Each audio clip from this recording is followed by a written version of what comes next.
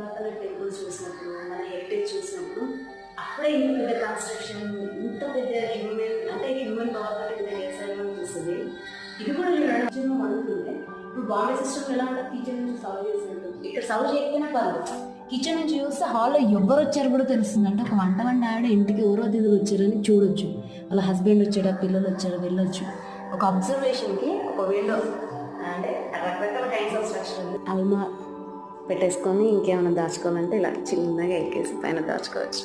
ఉత్తరాలని చదువుకోవచ్చు, ఇక్కడ కూర్చొని చక్కగా అకౌంట్స్ రాయొచ్చు.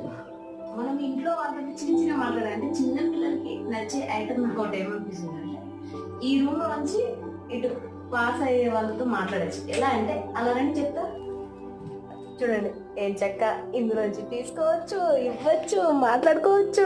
ఇందులో చూసేటప్పుడు ఇది కూడా క్లోజ్ చేస్తే అసలు ఇది డోర్ లానే ఉంటుంది, తెలీదు అసలు.